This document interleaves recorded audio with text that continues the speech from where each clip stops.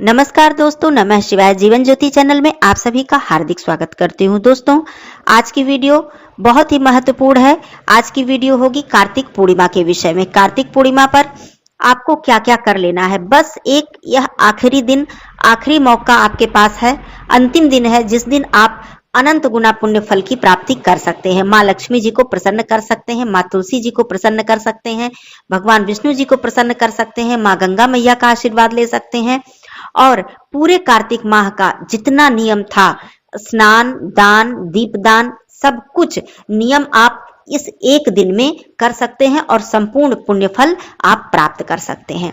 तो आइए एक एक करके आपको मैं बहुत ही सरलता से सारी विधि बता देती हूँ कि सुबह से लेकर संध्या तक आपको क्या क्या कर लेना है। मान लीजिए आपने कुछ भी नहीं किया है, एक भी दिन आपने कार्तिक में दीपक नहीं जलाया, एक भी दिन आपने स्नान नहीं किया ब्रह्म मुहूर्त में, जो स्नान का नियम होता है, ये नहीं किया आपने, तो आपको बस एक आखिरी दिन आप लोग जरूर कर लीजिएगा, क्योंकि फिर एक वर्ष बाद कार्तिक मास आएगा और कार्तिक मास जैसा मास पूरे 12 माह में हमें नहीं प्राप्त होता है। तो आइए एक एक करके मैं सारी बातें बहुत ही आसानी से बता देती हूँ। जितना बन पड़े, जितना हो सके आप लोग जरूर कर लीजिएगा। वीडियो आपको अच्छी लगे तो इसे लाइक जरूर कर दिया कीजिए, अपनों में शेयर भी कर दिया कीजिए और चैनल पे पहली बार हैं तो चैनल को सब्सक्राइब कर लीजिएगा। कमेंट बॉक्स में ओम नमो भगवते वासुदेवाय अवश्य लिखिएगा। दोस्तों देखिए, कार्तिक मास का अंतिम दिन कार्तिक पूर्णिमा 27 नवंबर दिन सोमवार को पड़ रही है। स्नान दान की यह पूर्णिमा है। इस दिन ब्रह्म मुहूर्त में उठ जाइएगा। सबसे पहली मैं बात बताती हूँ, पहला नियम, ब्रह्म मुहूर्त में बिस्तर आप लोग छोड़ दीजिएगा किसी भी स्थिति में।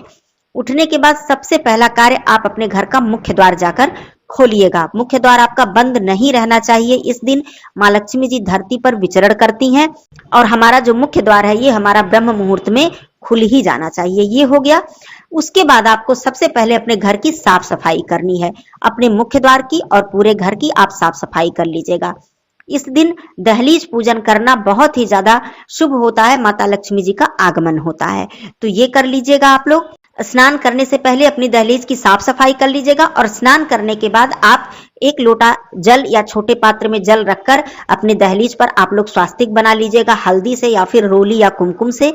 बनाने के बाद एक दीपक, घी का दीपक हो तो बहुत अच्छी बात है, दीपक प्रज्वलित कर दीजिएगा जिसकी लौ आपके घर के अंदर की तरफ हो, मतलब बाहर की तरफ उसकी लौ ना हो, जो मुख्य आपके घर के अंदर की दिशा है उस तरफ उसका लौ कर दीजिएगा और माता लक्ष्मी जी का आवाहन कर लीजिएगा, उनका पूजन कर लीजिएगा, वहीं बैठकर उनसे प्रार्थना कर लीजिएगा। कहने का मतलब उन्हें आमंत्रित कर लीजिएगा। ये हो गया।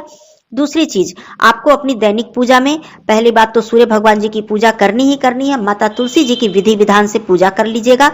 कुछ नहीं आपको आता है, बिल्कुल साधारण माता तुलसी जी को जल अर्पित कीजिएगा, उनको रोली, चंदन, पुष्प, कुछ भोग प्रसाद अर्पित करके दीपक प्रज्वलित कीजिएगा। घी का है तो घी का, नहीं तो तिल के तेल का। आप चाहें तो 1 बाती का, 365 बाती का, 108 बाती का, 5 बाती, 7 बाती, 11 बाती, जितना भी हो सके आप कर लीजिएगा, लेकिन करिएगा जरूर। अब मैं आगे की बात बताती हूँ। इस दिन जो भी देव मंदिर आपके घर के आसपास हो, दूर भी हो, आप जा सकते हैं, जाने में आप सक्षम हैं तो जरूर जाइएगा। चाहे शिव जी का मंदिर हो, चाहे विष्णु भगवान जी का मंदिर हो, चाहे कृष्ण भगवान जी का मंदिर हो, जाकर वहां पर एक दीप जरूर जलाकर आइएगा। ये कार्य कर लीजिएगा।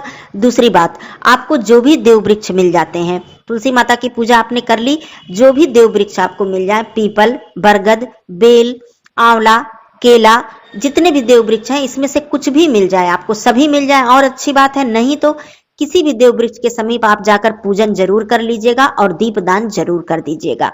ये दीपदान आपको अनंत गुना पुण्य फल की प्राप्ति कराएगा और इससे आपको अनंत गुना पुण्य फल प्राप्त होगा। घर में सुख, समृद्धि, धन की वृद्धि होगी। ये बात हो गई।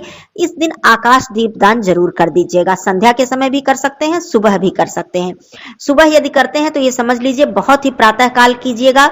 सूर्योदय से पहले यदि ना संभव हो तो सूर्योदय होते होते तक कर लीजिएगा, बहुत देरी से मत कीजिएगा, या फिर संध्या को कर लीजिएगा। तो आकाश दीपदान कैसे किया जाता है मैं जल्दी जल्दी नियम भी बता देती हूँ। मैंने वीडियो दी है इस पर, आप चाहें तो चेकआउट कर सकते हैं। आप खुले स्थान पर किसी मैदान में या फिर अपने छत पर जाकर वहां पर साफ स्थान आप देख लीजिएगा कि साफ स्थान हो।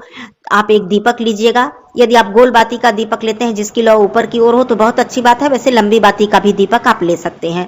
मिट्टी का दीपक हो या फिर आटे का दीपक हो आप ले लीजिएगा और दीपक को प्रज्वलित करके नीचे पहले कुछ अनाज अर्थात कुछ आसन रख दीजिएगा, थोड़ा सा जल गिरा दीजिएगा और दीपक रखकर आकाश में स्थित सभी देवी देवताओं से प्रार्थना कीजिएगा, अपने पितरों से प्रार्थना कीजिएगा कि हे पितृ देवता, हे आकाश देवता, सभी देवी देवता मेरे इस दीपक को आप स्वीकार कीजिए, मुझसे प्रसन्न होइए, मुझे आशीर्वाद दीजिए। बस इतना करके आपको आकाश दीपदान कर देना है। ये आप कर लीजिएगा। अब बारी आती है दान की। इस दिन जितना हो सके आपसे, जितना भी आप सक्षम हैं, जितना आप करने लायक हैं, आप जरूर कीजिएगा। दान में आप अन्नदान, वस्त्रदान, ठंडक आ रही है, किसी निर्धन के लिए ठंडक के कपड़े, असहाय के लिए, गरीब के लिए ठंड के कपड़े, जूते, जो आपसे हो सके दान जरूर निकालिएगा। गौ माता के लिए इस दिन भोजन निकाल दीजिएगा। आपके घर के आसपास कोई गौशाला है तो जाकर वहां एक दीपक जरूर प्रज्वलित करके आइएगा। ये सारे कार्य कर लीजिएगा। माँ गंगा मैया के निमित्त इस दिन दीपक जरूर प्रज्वलित कीजिएगा। कोई नदी, तालाब, सरोवर, पोखरा कुछ भी आपको घर के आसपास आपको मिल जाता है तो वहां जाकर करके आइएगा। नहीं तो अपने घर में ही किसी पात्र में थोड़ा सा जल, गंगा जल डालकर माँ गंगा मैया का स्मरण करके, उनका ध्यान करते हुए, उनका पूजन करते हुए आप वहां पर उनके निमित्त एक दीपक प्रज्वलित कर दीजिएगा। इस दिन जहां जहां आप दीपक प्रज्वलित करते हैं, जैसे अपने घर के मंदिर में माँ गंगा मैया के निमित्त, तुलसी जी के निमित्त, वहां पर कुछ दक्षिणा जरूर रख दीजिएगा। बाद में वो ले जाकर आप दान कर दीजिएगा या किसी मंदिर में दे दीजिएगा। तो आपने दान कर लिया, दीप दान कर लिया। उसके बाद इस दिन माता लक्ष्मी जी और विष्णु भगवान जी की विधि विधान से पूजा भी की जाती है। पूजा कर लीजिएगा और उनकी आरती कर लीजिएगा, भोग प्रसाद अर्पित कर दीजिएगा। यदि हो सके तो इस दिन एक अखंड दीप प्रातः काल ही अपने घर के मंदिर में जरूर प्रज्वलित कर दीजिएगा, जो कि आपका संध्या के समय तक, मतलब जो ये रात्रि आएगी पूर्णिमा की, रात्रि तक जलता रहे। प्रातः काल आप प्रज्वलित कीजिएगा और यह पूरी रात्रि जलता रहे, मतलब पूरा दिन और पूरी रात्रि। यह अखंड दीप बहुत ही शुभ फल देता है। आप लोग यदि कर सके तो जरूर कर लीजिएगा। उसके बाद यदि आप पूर्णिमा तिथि पर अर्थात स्नान दान की जो पूर्णिमा सोमवार की मैं बात कर रही हूँ, इस दिन आप सत्यनारायण जी का कथा का जो श्रवण होता है, आयोजन होता है, वो अपने घर में करा सके तो बहुत ही उत्तम है। नहीं तो आप श्रवण कर सकते हैं, किसी भी तरह से आप श्रवण कर लीजिए, या किसी के घर में हो रहा है वहां पर जाकर भी आप श्रवण कर सकते हैं, दान दक्षिणा वहां पर जाकर दे सकते हैं। ये सारे कार्य कर लीजिएगा। इस दिन सत्यनारायण जी का व्रत भी रखा जाता है। कार्तिक जो पूर्णिमा का व्रत है वो तो एक दिन पहले पड़ेगा, 26 तारीख दिन रविवार को, लेकिन सत्यनारायण जी का व्रत आप 27 तारीख दिन सोमवार को रख सकते हैं। तो इस दिन व्रत और कथा दोनों ही आप कर सकते हैं।